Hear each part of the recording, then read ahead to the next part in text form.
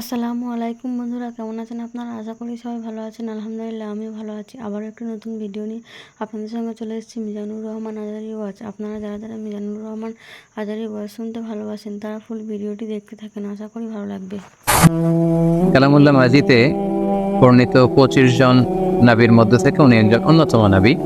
তিনি ছিলেন ইব্রাহিম আলাইহিস সালামের ছোট সন্তান এবং তিনি ছিলেন ইব্রাহিম আলাইহিস সালামের প্রথম স্ত্রী সারার গর্ভজাত একমাত্র পুত্র, যিনি ইসমাঈল আলাইহিস সালাম থেকে বয়সে 14 বছরের ছোট।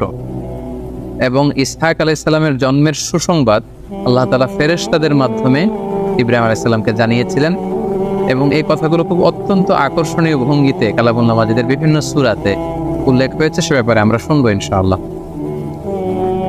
আল্লাহ তাআলা ইসমাঈল আলাইহিস সালামকে দিয়ে যেমনি মক্কাতে তাওহীদের দাওয়াতকে তিনি ছড়িয়ে দিয়েছেন, অনুরূপভাবে ওনার ছোট ভাই ইসহাক আলাইহিস সালামকে নবুয়ত দেওয়ার মধ্য দিয়ে তিনি শাম দেশের বিস্তীর্ণ এলাকাতে তাওহীদের বাণীকে ছড়িয়ে দেওয়ার ব্যবস্থা করেছিলেন। এবং সবচেয়ে মজার ব্যাপার হচ্ছে, এই পৃথিবীতে ইসহাক আলাইহিস সালাম হচ্ছেন এমন একজন নবী যিনি নিজে নবী, ওনার পিতা নবী, ওনার ভাই নবী, ওনার ছেলেও নবী। অর্থাৎ এরকম কোন নবী পৃথিবীতে খুঁজে পাওয়া যাবে না যার চারদিকেই শুধু নবী। ইসহাক আলাইহিস সালামের পিতা ইব্রাহিম আলাইহিস সালাম নবী, ইসহাক আলাইহিস সালাম নিজে নবী, ওনার আপন ভাই ইসমাঈল আলাইহিস সালাম নবী এবং ওনার সন্তান ইয়াকুব আলাইহিস সালাম তিনি আল্লাহর নবী।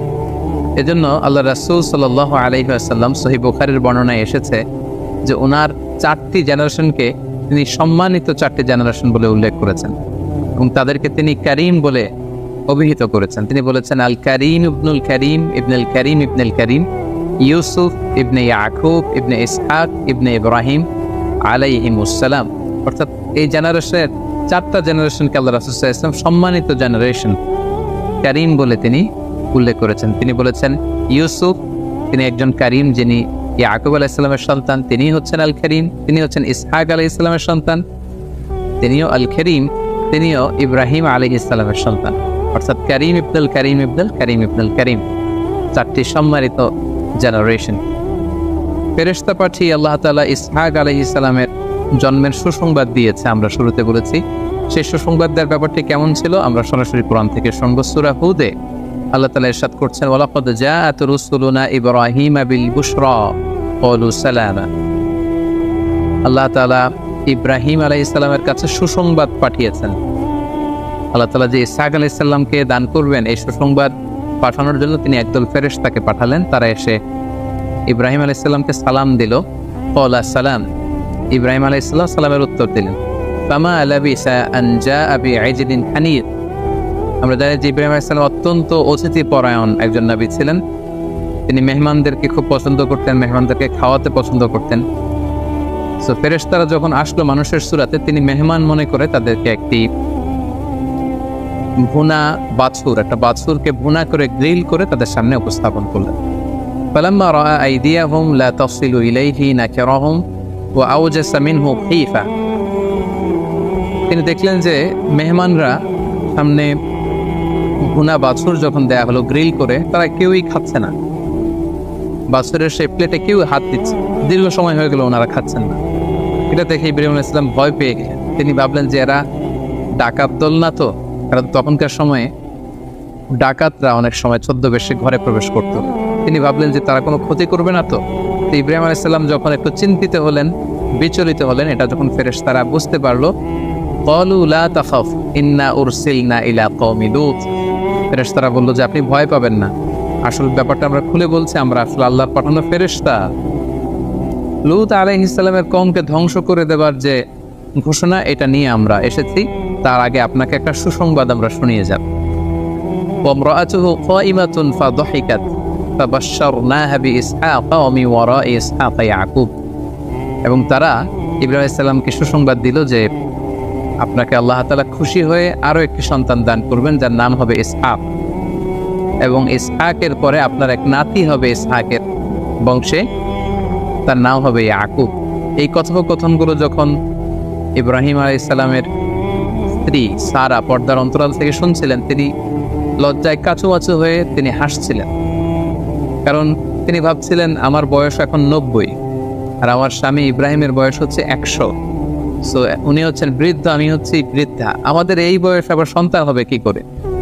তিনি মুখ খুলে বলেই ফেললেন, ক্বালাত ইয়া ওয়াইলাতা আলিদু ওয়া আনা আজুজ, এই বৃদ্ধা অবস্থায়, এই বয়সে, এই বুড়ি বয়সে আমার বুঝি সন্তান হবে?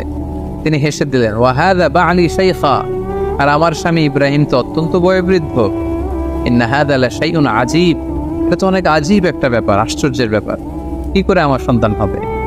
ক্বালু, ফেরেশতারা বলল, তা'জাবিনা মিন আমরিল্লাহ, আল্লাহর কোনো আদেশে, আল্লাহর কোনো ব্যাপারে আপনি আশ্চর্য হচ্ছেন? আল্লাহর পক্ষে তো সবই সম্ভব।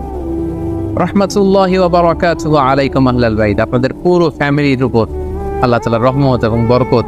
ইন্নাহু হামিদুম মাজিদ, নিশ্চয়ই তিনি প্রশংসিত, তিনি মহিমান্বিত। তো এভাবে ফেরেশতা পাঠিয়ে একজন সন্তান যে আল্লাহ তাআলা দান করবেন, ফেরেশতা পাঠিয়ে তিনি চমৎকার ভঙ্গিতে আগাম সুসংবাদ দিয়েছেন। আল্লাহ বলেছেন যে, হে ইব্রাহিম, তুমি তোমার সন্তান ইসমাইলকে কুরবানি করার জন্য উদ্ধত হয়েছিলে, খুশি হয়ে তোমাকে আমি আরো একটি সন্তান দান করলাম, যার নাম হবে ইসহাক। এবং অন্য একটি আয়াতে সূরাতুল আম্বিয়াতে আল্লাহ ইরশাদ করছেন, ওয়া ওয়াহাবনা লাহু ইসহাক ওয়া ইয়াকুবা নাফিলাতান ওয়া কুল্লান জাআলনা সালিহিন। অর্থাৎ, হে ইব্রাহিম, আপনি যখন সন্তান চেয়েছিলেন, দোয়া করেছিলেন, আমি ইসমাইলকে দান করেছি,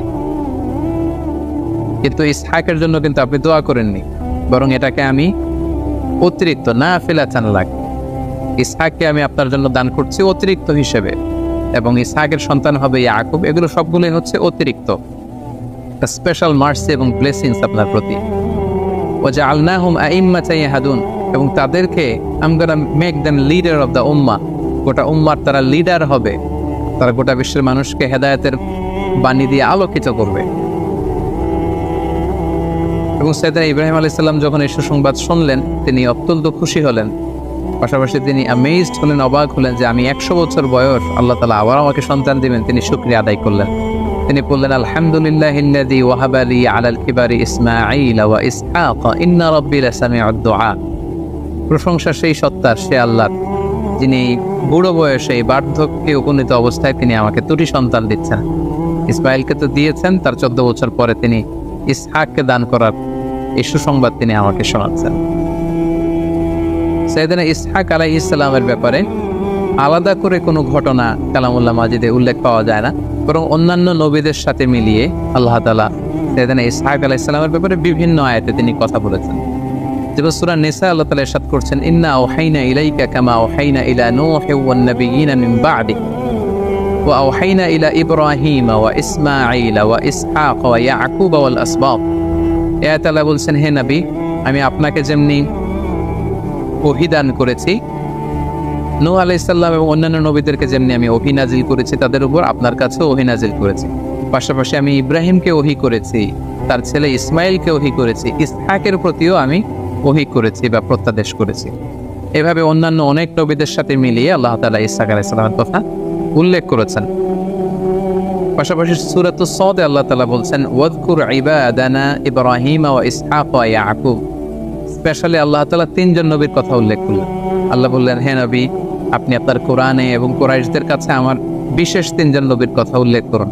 একজন হচ্ছে ইব্রাহিম, আরেকজন হচ্ছে ইসহাক, আরেকজন হচ্ছে ইয়াকুব, অর্থাৎ নাতি, ছেলে এবং বাবা, 3 জেনারেশনকে আল্লাহ একসাথে উল্লেখ করলেন এবং বললেন, উলিল আইদি ওয়াল আবসার, তারা হচ্ছেন উলিল আইদ মানে শক্তিশালী। এই 3 জন নবী কোন দিক থেকে শক্তিশালী? আল্লাহর আদেশ বাস্তবায়নে তারা খুব শক্তিশালী ছিলেন। ওয়াল আবসার, তারা ভিশনারি ছিলেন, তারা চিন্তাশীল ছিলেন, তারা দূরদৃষ্টি সম্পন্ন ছিলেন। আল্লাহ তাআলা বলছেন, ইন্না আখলাসনাহুম বিখালিসাতিন যিকরাদ-দার, তারা এমন নবী যাদেরকে আখিরাতের জন্য আমি খালেস ভাবে তৈরি করেছি, অর্থাৎ দুনিয়াতে থেকেও তারা দুনিয়া নিয়ে পেরেশানি ছিলেন না, কি করে আখিরাতের কল্যাণ হবে, কি করে আখিরাতে সফল হওয়া যায়, এ নিয়ে তারা সবসময় চিন্তিত থাকতেন। ওয়া ইন্নাহুম ইনদানা লামিনাল মুসতাফাইনাল আখিয়ার, and they are the chosen personality to me। যে 3 জনের কথা বললেন, আল্লাহ বললেন যে তারা হচ্ছে আমার কাছে চুজেন, মনোনীত, পছন্দনীয়। সুবহানাল্লাহ। এভাবে অন্যান্য নবীদের সাথে মিলিয়ে বিভিন্ন আয়াতে আল্লাহ তাআলা ইব্রাহিম আলাইহিস সালামের ছোট ছেলে ইসহাক আলাইহিস সালামের ব্যাপারে তিনি উল্লেখ করেছেন।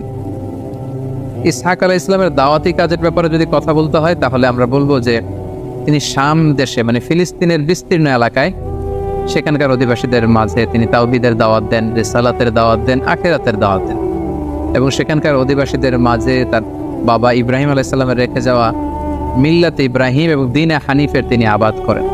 অর্থাৎ ইব্রাহিম আলাইহিস সালাম যে দাওয়াত দিচ্ছিলেন সে দাওয়াতেরই পূর্ণতা দান করেন সাইয়েদনা ইসহাক আলাইহিস সালাম। অন্যান্য নবীদের মতো তার জাতিগোষ্ঠীর পক্ষ থেকে বিরোধিতা বা রিজেকশন এরকম কোনো কথা কোরআনে উল্লেখ হয়নি এবং সেখানে কোনো আযাবের কথাও উল্লেখ হয়নি। সাইয়েদনা ইব্রাহিম আলাইহিস সালামের ফুটস্টেপকে ফলো করে সাইয়েদনা ইসহাক আলাইহিস সালাম কানানের ফিলিস্তিনের শাম দেশের বিস্তীর্ণ এলাকা জুড়ে তিনি তাওহীদের রিসালাতের দাওয়াত দিয়ে তিনি তার জীবনকে অতিবাহিত করেছেন এবং তিনিও তার পিতার মতো এই ফিলিস্তিনে ইন্তেকাল করেছেন এবং সাইয়েদনা ইব্রাহিম আলাইহিস সালামের কবরের পাশে সাইয়েদনা ইসহাক আলাইহিস সালামকে কবর দেওয়া হয়েছে এবং স্থানটি এখনো আল খালিল জায়গা নামে পরিচিত এবং যে খালিল নামকরণটি বা নামটি সাইয়েদনা ইব্রাহিম আল খালিলের নামের সাথে মিলিয়েই খালিল এলাকা হিসেবে চিহ্নিত হয়েছে। সম্মানিত সুধী, সাইয়েদনা ইসহাক আলাইহিস সালামের জীবনী নিয়ে আলোচনা করবার পরে এবার আমরা ওনার জীবনী থেকে কিছু শিক্ষা খুঁজে বের করবার চেষ্টা করব, কিছু লাইফ লেসন। প্রথম যে লাইফ লেসনটি আমরা পাই সেটি হচ্ছে ইসহাক আলাইহিস সালামের জন্মটাই ছিল একটা মিরাকেল, একটা অলৌকিক ঘটনা। কারণ ওনার মা সারা, ওনার বয়স ছিল 90, ইব্রাহিম আলাইহিস সালামের বয়স ছিল 100। আমরা আমাদের সময়কালে 100 বছরের কোনো বয়োবৃদ্ধ নারী পুরুষের মাধ্যমে সন্তান হবে এটা কল্পনাই করতে পারি না। তো এজন্য এটা একটা মিরাকুলাস ব্যাপার ছিল।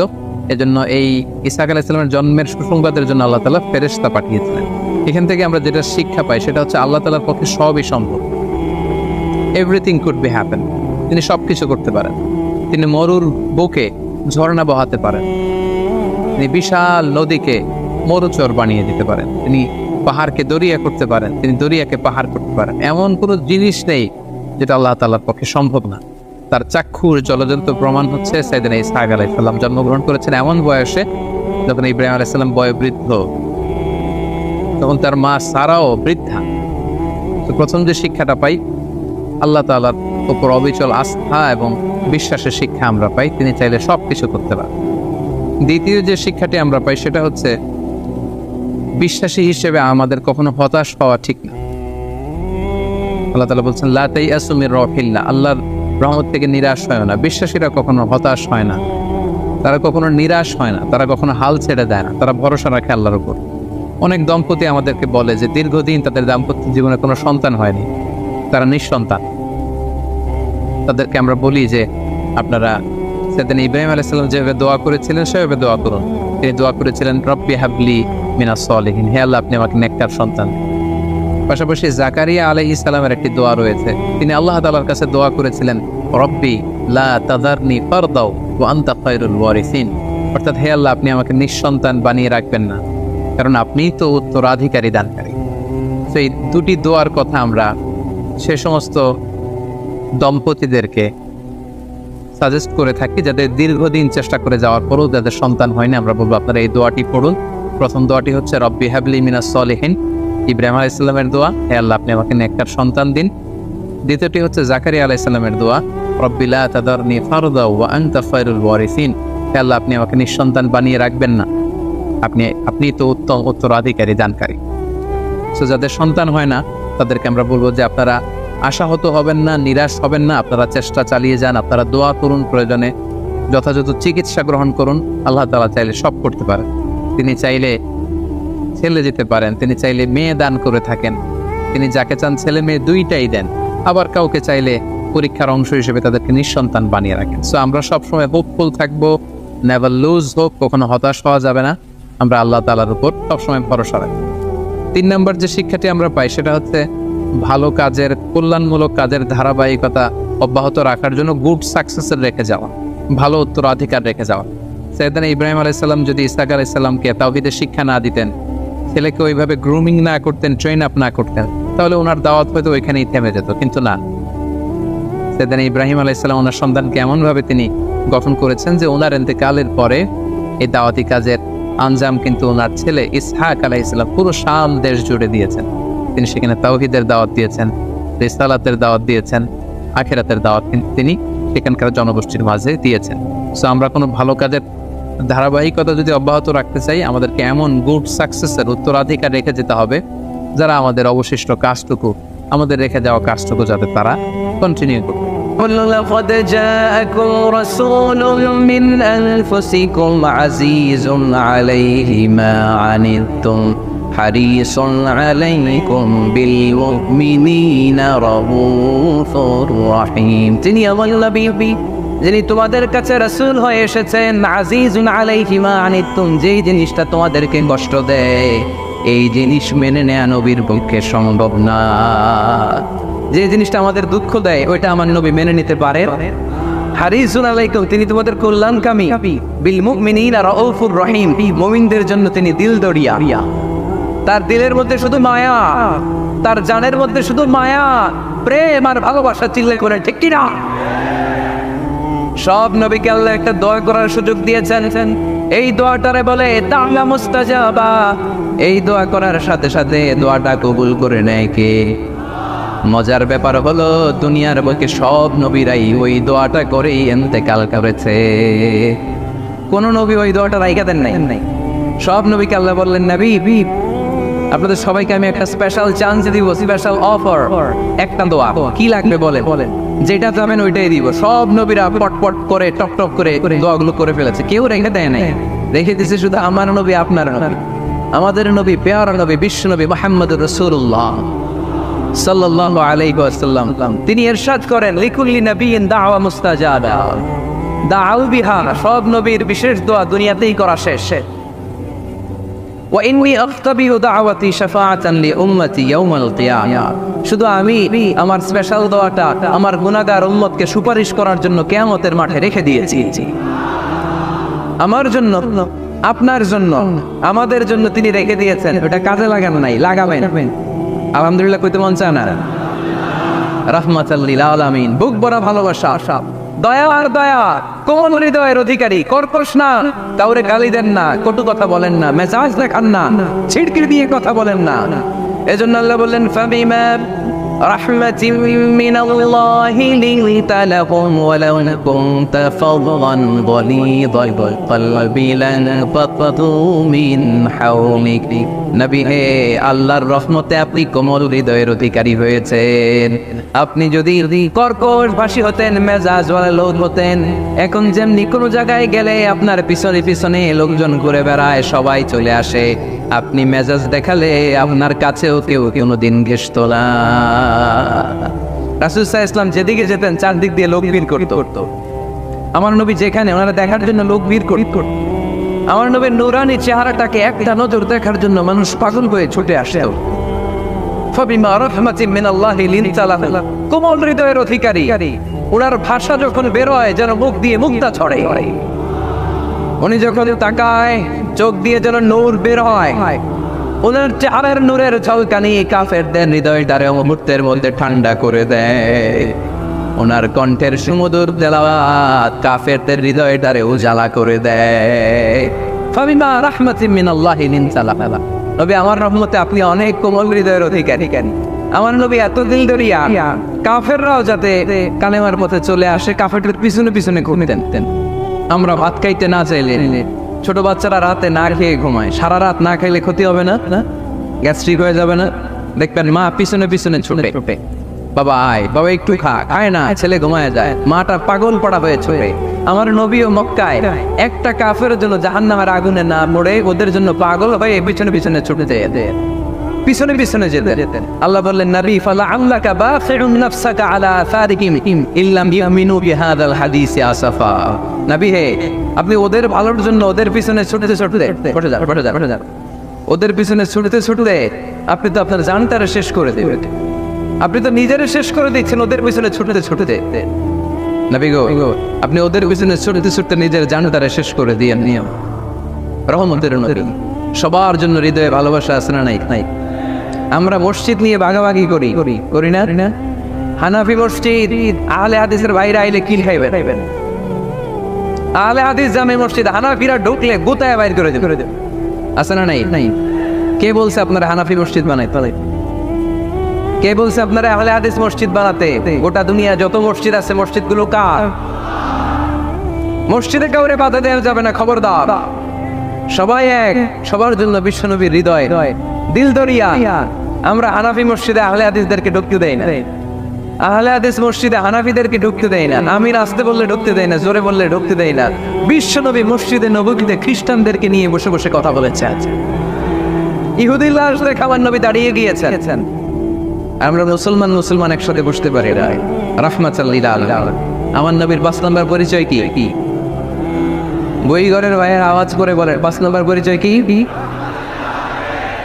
গোটা বিশ্বের জন্য রহমত। কষ্ট হচ্ছে, শেষ করে দেই। অনেক শুনলেন তো 1 ক্লাস কি এত লম্বা হয় নাকি? হ্যাঁ, ঘন্টা করে দেবো এখন। আরো শুনবেন? পরিচয় 9টা গেল, আর কয়টা শুনবেন? আরো 5টা। আমার নবীর 6 নম্বর পরিচয়, আমার নবীর চরিত্র ফুলের চাইতেও, আমরা বলি আমার নেতার চরিত্র ফুলের চাইতেও পবিত্র, কাগজের ফুল আছে না নাই? এই কথাগুলো আসলে আমাদের ক্ষেত্রে যায় না, যায় আমার নবীর ক্ষেত্রে। আমার নবীর চরিত্র ফুলের চাইতেও পবিত্র, চরিত্রের অধিকারী। এটাকে বলা হয় ফুলুকে আযীম। এটাকে কি বলে? সবাই বলেন, আরো জোরে বলেন। নবীর ফলোয়ার, নবীর সুন্দর সুন্দর নামগুলো নিতে চায় না, আওয়াজ করে বলেন ফুলুকে আযীম।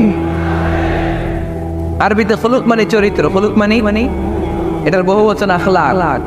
আখলাক তো বুঝেন, বলি না লোকটার আখলাক খুব ভালো, স্বভাব চরিত্র ভালো। তো আমার নবীর স্বভাবকে এত অনুপম, এত সুন্দর করে আল্লাহ কোরআনে তুলে ধরেছেন। আল্লাহ এটার নাম দিয়েছেন ফুলুকে আযীম। কিনা ফুলুক 3 ধরনের। কয় ধরনের? ফুলুকে হাসান, ফুলুকে কারীম, ফুলুকে আযীম। আই রিপিট, ফুলুকে হাসান, ফুলুকে কারীম, ফুলুকে আযীম। আবার বলি, ফুলুকে হাসান, ফুলুকে কারীম, ফুলুকে আযীম। ফুলুকে হাসান মানে সমান। উনিও ধমক দিছে, আমিও ধমক দিছি, এটা ফুলুকে হাসান। আমি তো খারাপ কিছু করি নাই, আমি অতিরিক্ত জুলুম করছি নাকি ওনার? উনিও ধমক, আমিও ধমক, সমান। এটা ফুলুকে হাসান। নবীর এটা ছিল না।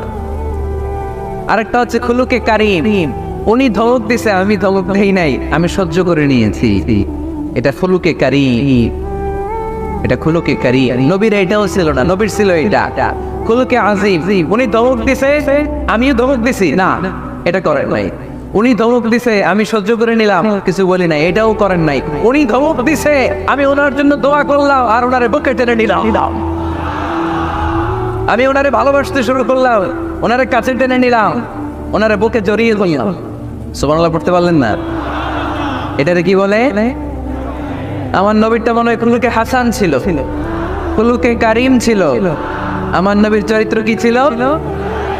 এজন্য আল্লাহ বললেন ওয়া ইন্নাকা লাআলা খুলুকিন আযীম। নবী হে, একটা অনুপম সুন্দর চরিত্র দিয়ে আমি আপনারে তৈরি করেছি। সুবহানাল্লাহ পড়ে। অনুপম চরিত্র, খুলুকে আযীম। খুলুকের ব্যাখ্যা শেষ, এবার ব্যাখ্যা হবে আযীমের। আযীম মানে সুমহান। বই ঘরের বাইরে আযীম মানে, আওয়াজ করে বলে আযীম মানে নবীর চরিত্র, সুমহান চরিত্র। আযীম শব্দটা আল্লাহ কোরআনে যেন তেন জায়গায় ব্যবহার করে না, যেটার তাৎপর্য, সিগনিফিকেন্স অনেক বড়, অনেক বিশাল, অনেক সুমহান, তখন আল্লাহ ব্যবহার করে আযীম। তখন কি ব্যবহার করে? কিয়ামতের দিন আল্লাহ একটা ভূমিকম্প পৃথিবীটারে ধরে যে আল্লাহ একটা ঝাঁকুনি দিবেন, পাহাড়গুলো ভেঙে খান হবে, স্যাটেলাইট গুলো ভেঙে টুকরা হবে। ওই ভূমিকম্পটা মনে হয় সাধারণ ভূমিকম্প।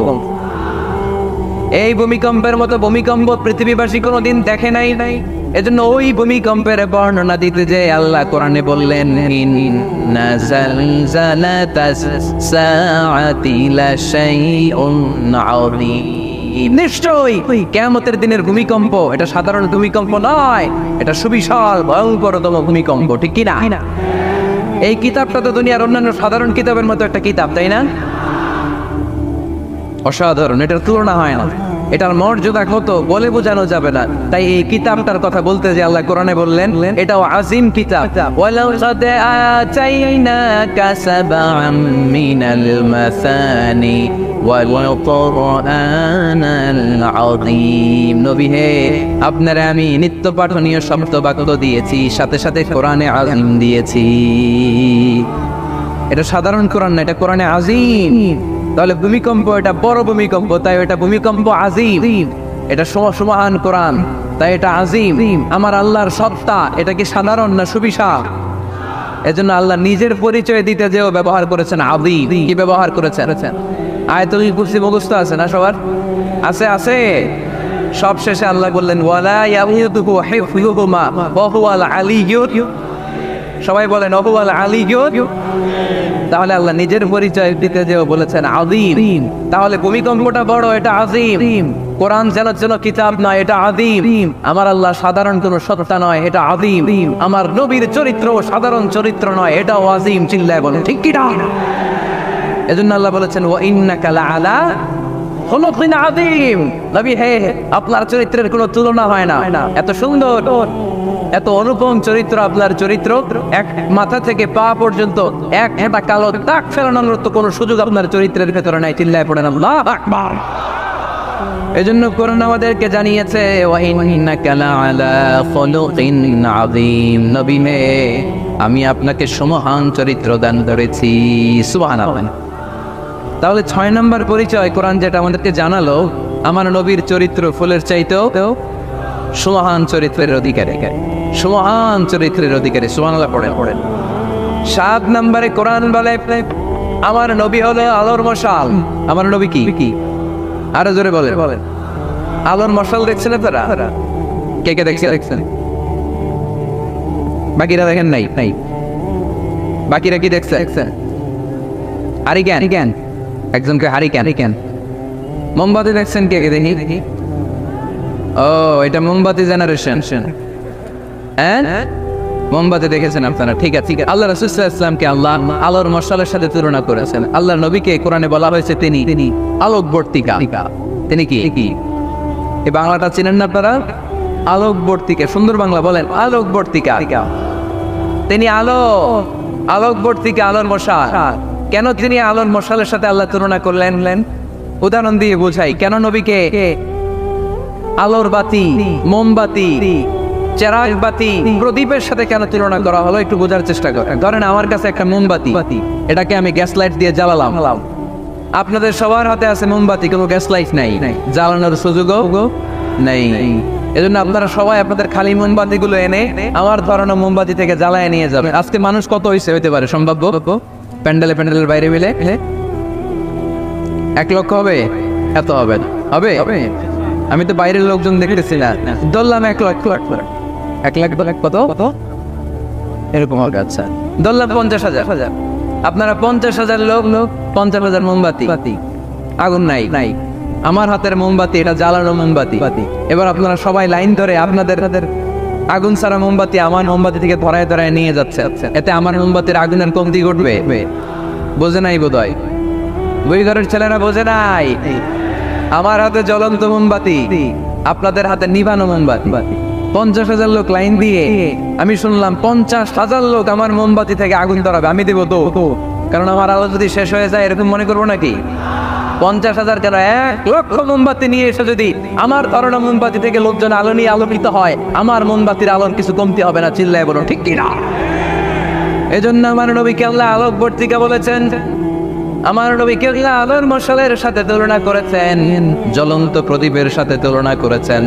আমার নবী এমন আলো, এমন নূর, আমার নবী এমন প্রদীপ, এই প্রদীপ থেকে সবাই এসে আলো নিয়ে যায়, আলোকিত হয়, কিন্তু আমার নবীর আলোর কোনো ঘাটতি হয় না। সুবহানাল্লাহ। এজন্য আল্লাহ বললেন ইয়া আইয়ুহান নাবিয়্যু ইন্না আরসালনাকা শাহিদান ওয়া মুবাশশিরান ওয়া নাযীরা ওয়া দা'iয়ান ইলাল্লাহি বিইذনিহি ওয়া সিরাজাম মুনীরা। সুবহানাল্লাহ। সিরাজাম মুনীরা, আমার নবীর পরিচয়, তিনি হচ্ছেন আলোকবর্তিকা। ফররুক আহমেদ একটা কবিতা লিখেছেন, কবিতার নাম সিরাজাম মুনীরা। কি নাম? পড়ছেন আপনারা? এগুলো পড়বেন। তিনি হচ্ছেন আলোকবর্তিকা। তিনি এমন আলো, তার কাছ থেকে সবাই আলো নিলেও তার আলোর কমতি ঘটবে। সুবহানাল্লাহ। পড়েন। নবীর 8 নাম্বার পরিচয়, কোরআন বলে আমার নবী ছিলেন নিষ্পাপ, কোনো পাপ নাই। আমার নবী ছিলেন নিষ্কলুষ, কোনো দাগ নাই। আমার নবী ছিলেন মাসুম, আমার নবীর জীবনে কোনো গুনাহ নাই। আওয়াজ করে বলেন ঠিক কি না? তারপরেও আমার নবী বিনয়ের কারণে প্রতিদিন 70 বারেরও বেশি আল্লাহর কাছে তওবা করতেন। নবী যদি গুনাহ সারা করে 70 বার, আমরা গুনাহ নিয়ে তওবা করা দরকার কয়বার? আমাদের গুনাহ আছে না নাই? বেশি না কম? পৃথিবী না জানো আমি তো জানি, আমি কি পাপ করেছি হায়। পৃথিবী না জানো আমি তো জানি, আমি কি পাপ করেছি হায়। আমার পাপে করলে বিচার, বাচার আমার নাই ও ভাই। দয়াময় প্রভু মাফ করো আমায়, মাফ করো আমায়। পড়ে না আমি? যাদের গুনাহ আছে তারা আওয়াজ করে পড়ে না আমি। ليغفر لك الله ما تقدم من ذنبك وما تأخر। নবী আপনার আগের আপনার পরের গুনাহ নাই, সব আমি ক্ষমা করে দিলাম, সব ক্ষমা করে দেয়া হয়েছে। তাই যিনি মডেল হবেন তার গুনাহ থাকতে পারবে না, তার দাগ থাকতে পারবে না, তার মধ্যে কোনো দোষ থাকতে পারবে না। তিনি হতে হবেন নিষ্কলুষ, তিনি হতে হবে নিষ্পাপ, তিনি হতে হবে মাসুম। তাই আমার নবী আমার মডেল, চিল্লায় বলো ঠিক কি না? এজন্য 8 নম্বরে কোরআন বলেছে নবীর কোনো গুনাহ নাই, নবী মাসুম, নবী নিষ্পাপ, নবী নিষ্কলুষ। তাই নবী আমাদের মডেল হওয়ার যোগ্যতা রাখে কি রাখে না? আমাদের মডেলের নাম মুহাম্মদ, চিল্লায় বলেন কি নাম? আরো জোরে কি নাম? 9 নম্বরে কোরআন নবীর পরিচয় দিল। আর 2টা পরিচয় বলে শেষ করে দিব। 2-1 ওঠা বসা করতেছে মনে হয়, পেশাব চাপছে বোধ হয়। হ্যাঁ, খুব ঠান্ডা। ও আচ্ছা আচ্ছা, ঠিক আছে, শেষ করে দিচ্ছি। চলবে চলবে, কতক্ষণ চলবে? সারা রাত?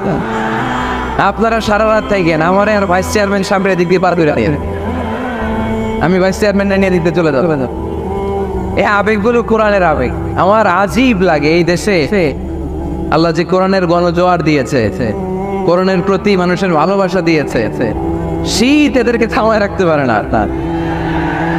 144 ধারা এদেরকে থামায় রাখতে পারে না, গুজব এদেরকে ঘরে আটকায় রাখতে পারে না। কোরআনের প্রেমেরা রাস্তায় নেমে যাওয়া যায়, কোরআনের প্রেমেরা ময়দানে চলে এসে এই শক্তি সম্ভাবনা স্পিরিট কোরআনের জন্য কাজে লাগানোর দরকার হচ্ছে না নেই? রাজি আছে মুসলমান? কারা রাজি? আব্দুল আল্লাহ দেখায়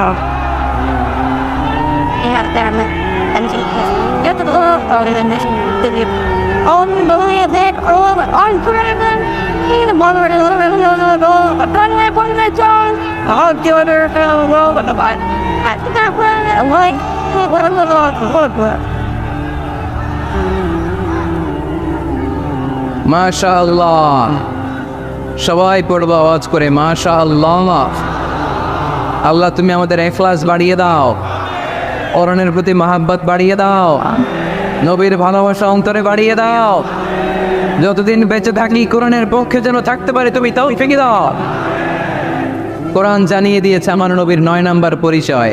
আমার নবীর যারা গালি দিয়েছে, আমার নবীর বিরোধিতা যারা করেছে, তার প্রত্যেকটা গালির জবাব দিয়েছে কোরআনে স্বয়ং আল্লাহ, চিল্লায় বলুন ঠিক কিনা? নবী যখন দাওয়াত দিতে শুরু করলেন, কোরআনের বাণীগুলো এত মধুর, এত মজার, এই সুন্দর মিলানো মিলানো বাণীগুলি শুনে কাফেররা বলতে আরম্ভ করলো, মুহাম্মদ কারো কাছ থেকে শিখে এসে আমাদেরকে এগুলো শোনাচ্ছে, এগুলো শুনতে কেমন যেন কবিতার মতো লাগে। নাউজুবিল্লাহ পড়বো না? কিসের মতো লাগে? জোরে বলতে হবে।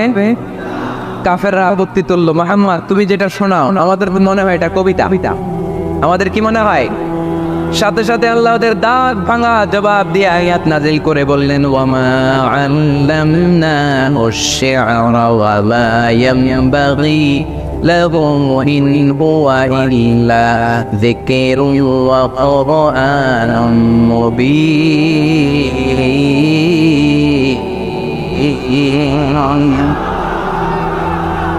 আমার নবী যা শোনায় এটা কবিতা না, আমার নবীর জন্য কবিতা জানা শোভনীয় না। আমার নবী যা শোনায় এটা উপদেশ বাণী, এটা হলো সুস্পষ্ট কোরআন, ঠিক কি না? আকাশ থেকে জবাব পাঠালো কে? আবার মক্কায় আরেক দল দাঁড়িয়ে বলল, মোহাম্মদ তুমি যা শোনাও এটা মন্ত্রের মতো লাগে, নাহলে মানুষ পাগল হয় কেন? কেন তুমি যেদিকে ছোট পঙ্গপালের মতো লোকজন তোমার পিছে লাইন ধরে কেন? এটা মন্ত্রের মতো লাগে।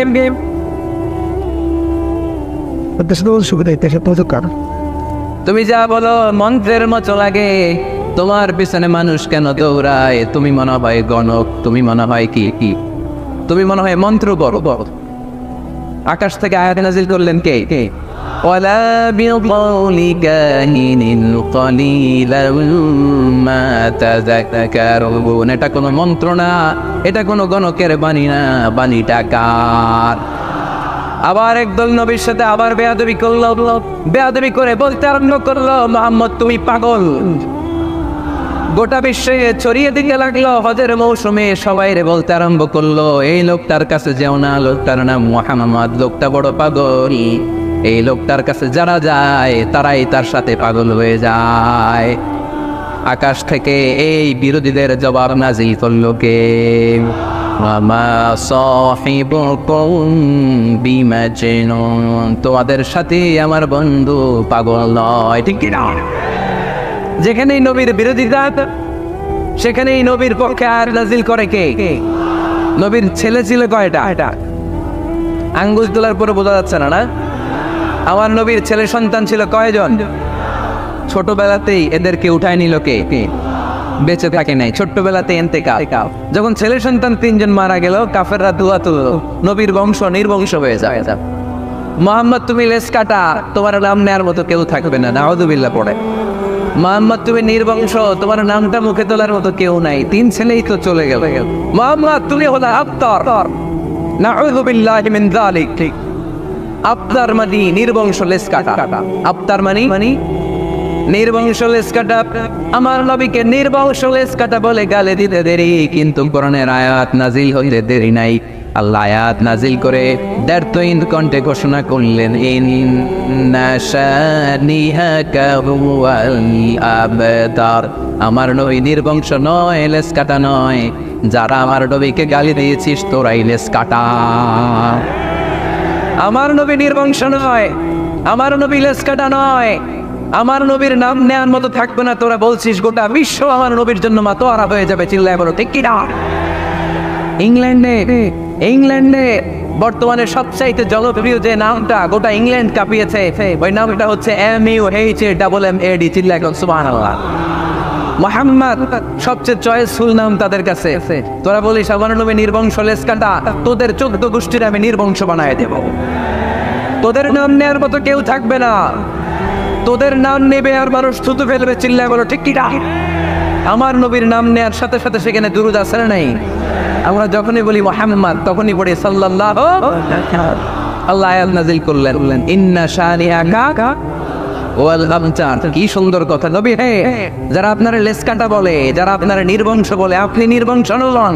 যারা বলছে নির্বংশ, ওরাই নির্বংশ। কথাটা কার? ওয়া আনজির আশিরাতাকাল আকরাবিন। নবী আপনার ঘর আগে ঠিক করেন, আত্মীয় স্বজনদের ঠিক করেন, আপনার নিকট আত্মীয়দেরকে নবী আপনি দাওয়াত দেন। আয়াত যখন নাজিল হলো, সাফা পাহাড়ের পাদদেশে নবী ডাক দিলেন, এ আমার আত্মীয় স্বজনেরা, কেউ আমার খালু, কেউ আমার চাচা, কেউ আমার নানা, কেউ আমার ভাই। ডাক দেওয়ার সাথে সাথে সবাই চলে আসে। আল্লাহ রাসূল বললেন, আমি কি কেন ডেকেছি জানেন? সবাই বললো না, জানি না। বল। আল্লাহ রাসূল বললেন, আমি যদি বলি এই পাহাড়ের নিচে একজন সেনাবাহিনী তলোয়ার নিয়ে দাঁড়ানো, এখনই এসে কচুকাটা করবে, এই কথাটা বললে আপনারা কি বিশ্বাস করবেন? সবাই বললেন, না অবশ্যই বিশ্বাস করবো। আনতা সাদুকুল আমিন, তুমি তো আমিন। মা জাররানা আলাইকা ইল্লা সিদকান, we have never been experienced a single lie from you in our life। আমরা আমাদের গোটা জীবনে একদিনও তোমার মিথ্যা বলতে শুনিনি। তো তুমি বললে বিশ্বাস করবো না কেন? অবশ্যই বিশ্বাস করবো। বিষ্ণু বললেন, যদি বিশ্বাস করে থাকেন তাহলে জেনে রাখেন, এই শত্রু যেমনি তলোয়ার নিয়ে বসে থাকে, আমার উপর বিশ্বাস না আনলে, আল্লাহর উপর বিশ্বাস না আনলে, কালিমা পড়ে মুসলমান না হলে, ফেরেশতারা আপনাদেরকে আযাব দেওয়ার জন্য প্রস্তুত হয়ে বসে আছেন। বিশ্বনবী একথা বলার সাথে সাথে বিশ্বনবীর চাচা আবু লাহাব একটা পাথর নিয়ে বিশ্বনবীর গায়ের মধ্যে ছুঁড়ে মারলো। আকাশ থেকে দৃশ্যটা দেখতে লাগলাকে সাথে সাথে আল্লাহ আয়াত নাজিল করে দিয়ে দমক দিলেন,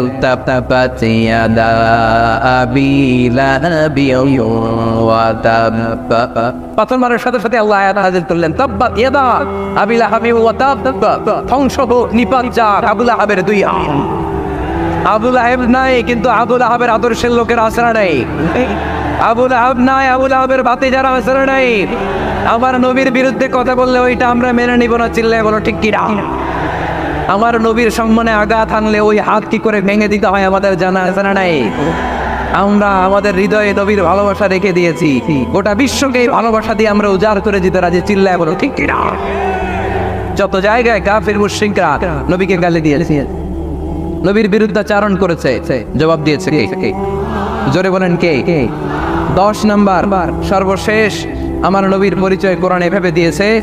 কোরআন বলছে আল্লাহ তাআলা নবীকে যতগুলো ওয়াদা দিয়েছে সবগুলো ওয়াদাই নবীর শানে, নবীর খাতিরে, নবীর শানে, নবীর সম্মানে আল্লাহ সেগুলো পূরণ করেছে।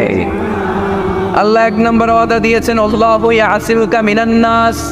নবী আপনি ভয় পাবেন না, ওরা যত হাক ডাক দেখ, ওরা যত কোরআনের মাহফিল আপনার বন্ধ করতে চাক, ওরা যত কোরআনের দাওয়াতি কাজ আপনারে থামিয়ে দিতে চাক, ওরা আপনার গায়ের একটা পশও নাড়াতে পারবে না।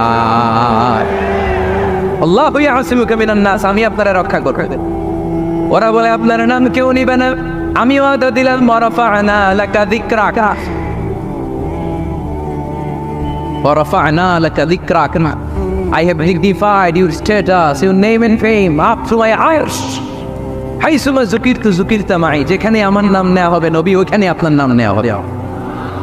কালেমা যখন পড়ি আল্লাহর নামের পরে নবীর নাম আসে নাই, আজানের মধ্যে আসে নাই, দুরুদের মধ্যে আসে নাই, যেখানে আমার আল্লাহর নাম ওই জায়গায় নবীর নামটাও দিয়ে দিয়েছে কে?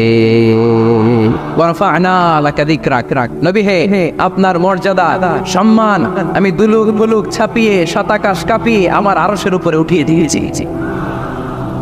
এরপর আল্লাহ ওয়াদা দিলেন, ওয়ালা সাওফা ইউ'তিকা রাব্বুকা ফাতারদা। নবী হে, এমন এমন জিনিস আমি আপনারে দান করব, এগুলো পেয়ে আপনি খুশি হয়ে যাবে। এমন জিনিস দেব নবী আপনি খুশি। নবী বলে কি দিবেন? কি দিবেন বলেন, কি দিবেন? আল্লাহ বলে ইন্না আ'তাইনাকাল কাউসার ফাসাল্লি লিরাব্বিকা ওয়ানহার ইন্না শানিআকা হুয়াল আবতার। নবী, দুনিয়ার কোন নবীকে আমি এই নামত দিব না। কিয়ামতের ময়দানে যেদিন সূর্যটা মাথার কাছে চলে আসবে, পানির তৃষ্ণায় জিহ্বাটা বের হয়ে যাবে, সবাই ইয়া নাফসি ইয়া নাফসি বলে কাঁদবে, তখন আপনি হাউজে কাউসারের পানি বিলাতে থাকবে। ইন্না আ'তাইনাকাল কাউসার, নবী আপনার আমি হাউজে কাউসারের পানি দেব, যেটা আহলা মিনাল আসাল, মধুর চাইতে মিষ্টি, আবিয়াদু মিনাল লাবান, দুধের চাইতে সাদা। আহলা মিনাল আসাল, মধুর চাইতে মিষ্টি, আবিয়াদু মিনাল লাবান, দুধের চাইতে সাদা, আবরাদু মিনাস সালজ, বরফের চাইতে ঠান্ডা, মান শারিবা মিনহা লাম ইয়াজমা আবাদা, একবার যে ঢোক গিলবে ওইটার চিরকালের জন্য গলার তৃষ্ণা মিটে যাবে। ওয়ালা সাওফা ইউ'তিকা রাব্বুকা ফাতারদা। নবী এমন জিনিস আপনারে দেব আপনি খুশি হয়ে যাবেন। একটার পর একটা জিনিস দিয়ে আমার নবীরে খুশি করেছে কে? তাই আমার নবীর পরিচয় জানার দরকার আছে না নাই? আমার নবীর আদর্শ জানার দরকার আছে না নাই? আওয়াজ করে উত্তর দিতে হবে ওই ঘরের ছেলেরা। নবী যা নিয়ে এসেছে সেটা, আরো জোরে পড়ে, নবী যা নিয়ে এসেছে সেটা, নবী যা নিষেধ করেছে সেটা, আমার নবীর আদর্শই আমার আদর্শ। নবীর আদর্শ মানতে হবে। নবীর আদর্শ না মানলে এই দুনিয়ায় পার পাওয়া যাবে না। এই জন্য ওয়ার্ক প্ল্যান ঘোষণা করছি, কর্মসূচি নাম্বার 1, আমার নবীর আদর্শ জানতে হবে, আমার নবীর আদর্শ মানতে হবে, আমার নবীর আদর্শ বাস্তবায়নের জন্য প্রয়োজন হলে জান কুরবান দিতে হবে। কর্মসূচি নাম্বার 2, আমার নবীর জীবনী পড়তে হবে, biography. We have to know the biography of our beloved prophet. আমার নবীর মতো প্রিয় মানুষ আর কেউ হতে পারে? আমার নবী সাধারণ নবী নাকি মহানবী? আরো জোরে বলেন। মহানবী বলে তারে কেউ বা ডাকে, আমি ডাকি প্রিয়তম। সুবহানাল্লাহ পড়েন। যে জন কখনো ব্যথা দিতে জানে না, যে জলকে বলি মুছে দেহে যাত না, যে জনকে বলি, যে জন কখনো ব্যথা দিতে জানে না, যে জনকে বলি মুছে দেহে যাত না, হৃদয়ের আঘাত আপন করে নিতে আর করব এত প্রশস্ত, তার নাম আহমদ বড় বিশ্বস্ত। সুবহানাল্লাহ পড়েন। সে কোন বন্ধু বলো বেশি বিশ্বস্ত, সে কোন বন্ধু বলো বেশি বিশ্বস্ত, কার কাছে মন খুলে দেয়া যায়, কার কাছে প্রাণ খুলে বলা যায়, হওয়া যায় অতি আশ্বস্ত, তার নাম আহমদ বড় বিশ্বস্ত। ভিডিওটি ভালো লাগলে একটি লাইক, কমেন্ট ও শেয়ার করে পাশে থাকবেন বন্ধুরা। যারা যারা শেষ পর্যন্ত ভিডিওটি দেখেন তাদের জন্য অনেক অনেক ভালোবাসা থাকলো বন্ধুরা। আরও নতুন নতুন ভিডিও পেয়ে চ্যানেলটিকে সাবস্ক্রাইব করে পাশে থাকবেন বন্ধুরা। ভালো থাকবেন, ধন্যবাদ।